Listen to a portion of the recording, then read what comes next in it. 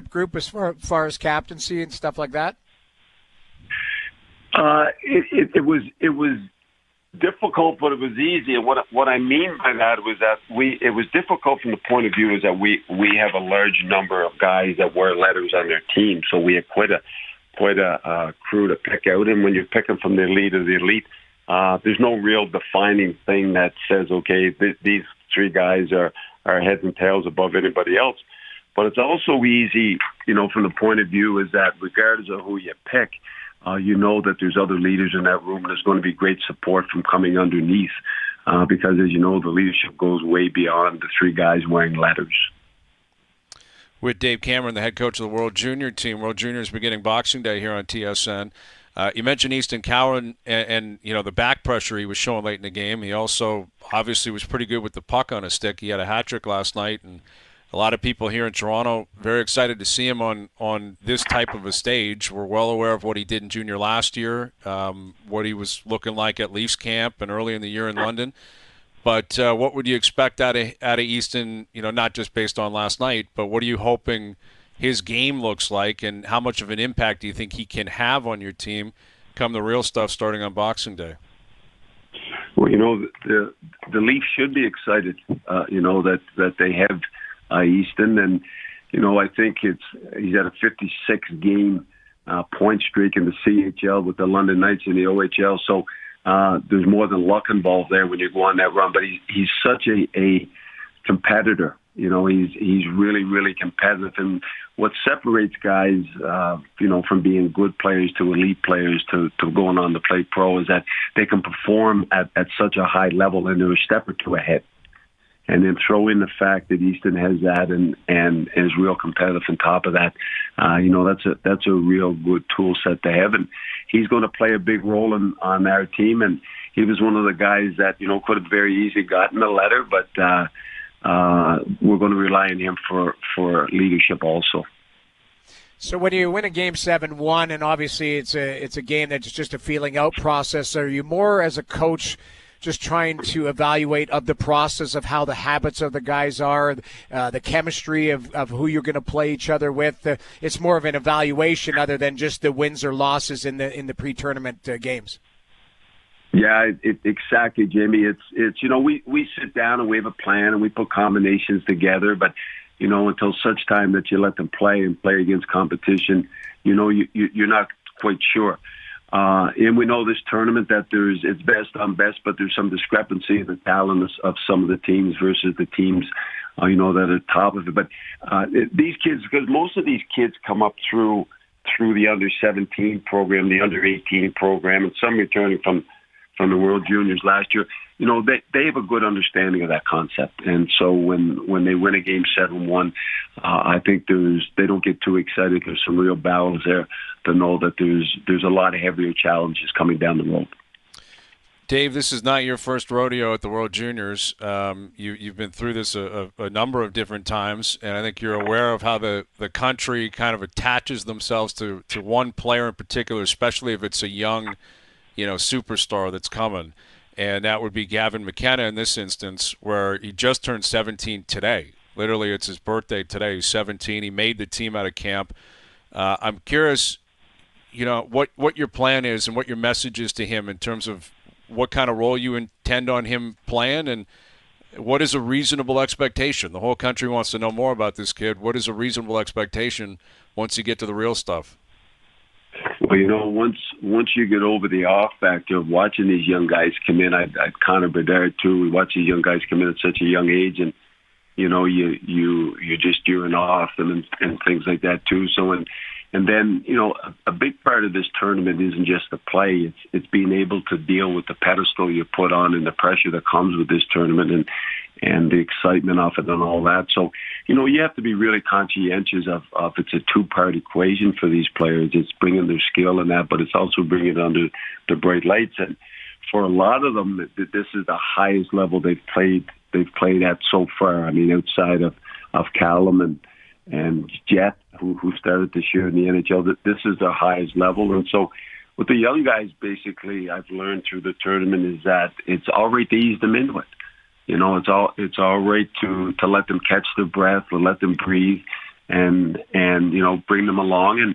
And then when you start that way, their play then will dictate, where it goes from there. And I thought Gavin played last night. He played. He was real good with the puck on the stick. And the only complaint I would have, not really a complaint, is I thought he was too selfless. He could have shot the puck a couple of times because he's one heck of a shot too. So it'll be a work in progress, and we'll bring him along, and we'll let the play dictate as we move through this tournament and the competition gets tougher. With Dave Cameron, head coach of the World Juniors, Canada starting on Boxing Day in Ottawa. So it's on Canadian soil, which is always an incredible scene to see because the games are going to be in prime time, the building's going to be packed, and it's going to be 100% Canadian support every single time you play. So I think the benefits of playing on home ice are probably pretty obvious. I'm curious as a coach what you might guard against, or is there anything you might concern yourself with in terms of playing in Canada for a tournament like this?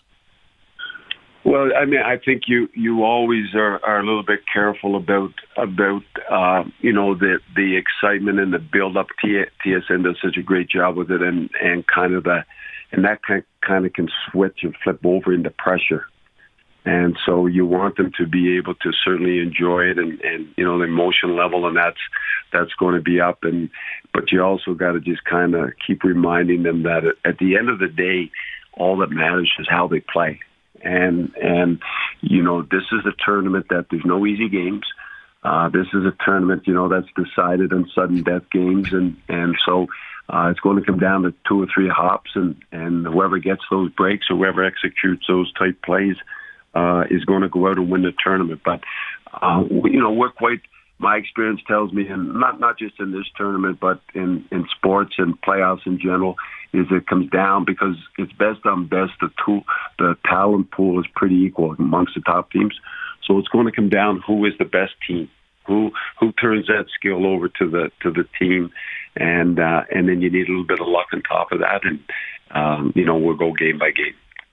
You've got some good young goaltenders. Do you have a plan in place, kind of maybe a soft plan in place of how you want to deploy your goaltending throughout the tournament early on, or just kind of play it one game at a time type of thing? No, we sit down and we have a plan, and it's a long-term plan, but it's also judged day by day, and on any given day so we have a plan in place, but early on we want to give all 3 a shot. We want to give them a look. We want to get them in, and then like everything else, we'll evaluate after each performance. And when you have 3 elite, that's rare in itself. Just 3 really good goaltenders, and so we'll work through that. Their play will dictate, and we're quite comfortable that all 3 of them are quite good. Well, you're through 1-2. Leafs facing center crisis amid injuries, eyeing trade market for solutions. As the Toronto Maple Leafs battle through a growing injury list and a suspension, their lack of depth at the center position has become a glaring issue. According to Sportsnet's Elliotte Friedman in his latest 32 Thoughts article, the Leafs are among the teams exploring trade options to bolster their lineup. This effort is coming amid increasing competition from teams like the Chicago Blackhawks and Nashville Predators, who have also set their sights on improving their center depth. Friedman didn't mince words about the Leafs' predicament. The teams currently focusing on centers, including Chicago and Nashville, must consider when others will enter the market. Toronto will undoubtedly be one of those teams, he wrote. While the Blackhawks and Predators may have an edge in terms of cap space and assets, the Leafs remain a team to watch as the season progresses. The Leafs situation is urgent, with up to 7 forwards currently unavailable due to injury or suspension. Ryan Reeves is serving a 5-game suspension, while key players like Auston Matthews, upper body, Matthew Knies, upper body, Kaje Jarnkrok, groin/sports hernia, David Kampf, lower body, Max Domi, lower body, and Max Pacioretty, lower body, are all sidelined. The team has even considered temporarily shifting Mitch Marner to the center position, highlighting the severity of their depth issues. This isn't just a short-term concern for the Leafs.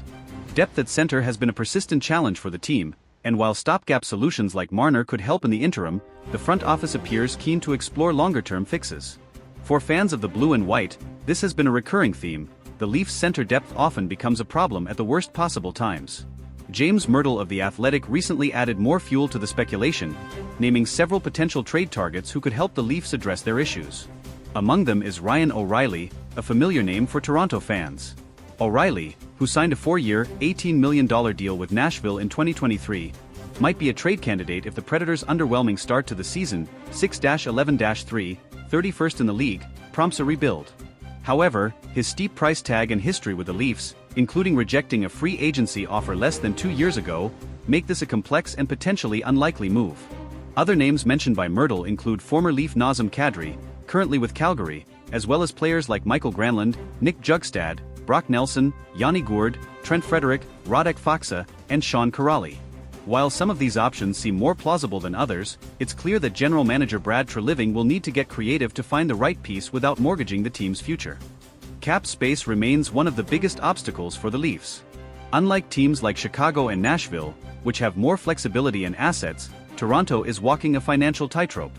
As Friedman noted, competition will intensify as cap-constrained teams strive to create room. For the Leafs, that could mean waiting for the market to develop further, a risky move given their current needs. The situation also highlights the Leafs' ongoing struggle to build a roster that can withstand the grueling nature of an NHL season. Injuries are an inevitability in hockey, but Toronto's current predicament underscores the importance of depth, a quality the team has struggled to consistently maintain. Looking back on recent years, the Leafs have often leaned heavily on their star players, particularly Matthews, Marner, and William Nylander. While these players have delivered in spades, the lack of reliable depth options has left the team vulnerable in critical moments. The current crisis at center is merely the latest example of this recurring issue. Some fans have called for more aggressive moves from Treliving, arguing that now is the time to strike while the team's core is in its prime. Others, however, are more cautious, pointing to the dangers of overpaying for short-term fixes. Striking the right balance will be key, especially as the Leafs aim to keep their championship window open. Despite the challenges, there's no denying that Toronto has the talent to be a contender, provided they can patch up their lineup. The ongoing rumors and speculation surrounding potential trades show that the Leafs are at least exploring every avenue to strengthen their roster. For fans of the blue and white, this moment feels like a pivotal point in the season. With a lineup ravaged by injuries and a tough schedule ahead, the Leafs must act decisively to avoid falling behind in the standings. The addition of a dependable center could be the difference between weathering the storm or watching another season slip away. Whether it's O'Reilly, Kadri, or another surprise name, one thing is certain: the Leafs are under pressure to deliver. And for a fan base as passionate and loyal as Toronto's, there's no room for excuses. The time to act is now, and Leafs Nation is watching closely. As the trade deadline approaches, the stakes couldn't be higher. Will Treliving pull off a move that solidifies the Leafs' status as a contender, or will the search for center depth become yet another chapter in the team's long history of what-ifs? Only time will tell, but one thing's for sure: it's never boring in Leafs land. As the Maple Leafs navigate this critical juncture, their fan base remains as vocal as ever. Toronto is a city that breathes hockey, and the pressure on Brad Treliving to make the right moves is immense. Every decision he makes, or doesn't make, will be scrutinized, from talk radio to social media, where Leafs Nation is already debating the merits of the various names being floated as potential trade targets. Among the louder debates is whether the team should prioritize a high-profile acquisition like Ryan O'Reilly or Nazem Kadri, or focus on a lower-cost, reliable center who can fill a supporting role without costing too many future assets. While O'Reilly's leadership and playoff experience make him an attractive option, his contract and recent history with the Leafs add layers of complexity to any potential reunion. Similarly, Kadri's gritty, two-way playstyle remains a fan favorite, but his cap hit and availability might render him an unrealistic target. Another factor complicating the Leafs situation is their tight salary cap. While Chicago and Nashville can make moves with relative ease due to their financial flexibility, Toronto must navigate a labyrinth of constraints to make any trade work. This likely means including salary retention or moving existing contracts to make room, which could drive up the cost of any potential deal. The question then becomes: how much are the Leafs willing to sacrifice to address their immediate needs? One potential trade partner generating buzz is the Seattle Kraken. Yanni Gourde, a dependable two-way center, has been mentioned as a possible target. Gourde's versatility and championship pedigree from his time with Tampa Bay make him an appealing option. Seattle, however, is in playoff contention and may not be inclined to part with a key piece unless the Leafs can provide a substantial return. Another intriguing name is Brock Nelson of the New York Islanders. Nelson is a consistent scorer and reliable faceoff man, qualities that would undoubtedly bolster Toronto's center depth. However, the Islanders are notoriously cautious when it comes to trades, and prying Nelson away would likely require a significant package, including picks or prospects that the Leafs may be hesitant to part with. For all the trade talk, some analysts believe the solution might come from within. Sheldon Keefe has shown a willingness to experiment with his lineup, and players like Pontus Holmberg or Fraser Minten could be given an opportunity to step up. While relying on less experienced players carries risks, it might be the Leafs' only option if the trade market proves too costly or slow to develop. Adding to the Leafs' urgency is the timing. The Atlantic Division remains one of the toughest in the league, with teams like Boston, Florida, and Tampa Bay continuing to dominate. Any prolonged slump could see Toronto slip further down the standings, putting their playoff hopes in jeopardy.